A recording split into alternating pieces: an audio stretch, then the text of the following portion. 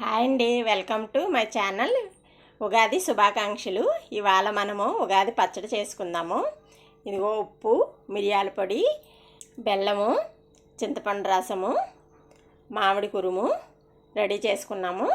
ఇప్పుడు మనం ఉగాది పచ్చడి చేసుకొని దేవుడికి నైవేద్యం పెట్టుకొని అప్పుడు మనం తినాలన్నమాట.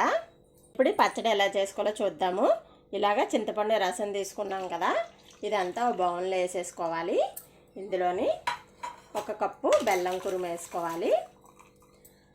1 మామిడికాయ ఇలాగ తురుము పెట్టుకుంటే మంచిది. ముక్కలు కూడా కోసుకోవచ్చు, కానీ ఇలా చేసుకుంటే మనకు తినడానికి బాగుంటుంది అనమాట.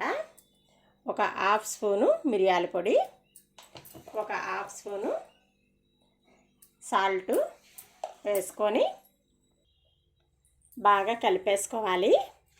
కలిపేసుకున్న తర్వాత ఇందులోని వేప పువ్వు కూడా వేద్దాము. ఆ వేప పువ్వు తీసుకొని పువ్వు అంతా ఒలిసేసుకొని ఇందులో కలుపుకుందాం.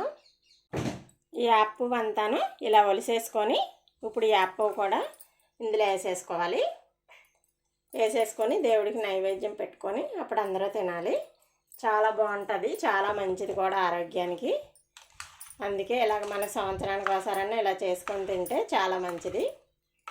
ఇప్పుడు ఇది దేవుడికి నైవేద్యం పెట్టుకొని మనం అందరం వేసుకొని తినాలన్నమాట. ఇలా చేసుకొని తినండి, చాలా బాగుంటుంది. ఈ వీడియో నచ్చితే లైక్ చేయండి, షేర్ చేయండి, సబ్స్క్రైబ్ చేయండి. ఇది దేవుడికి ఎట్టేసి తినేసిన తర్వాత ఈ గుడికి కూడా వెళ్ళాము. గుడికి వెళ్ళి అమ్మవారిని దర్శనం చేసుకొని అక్కడ కూడా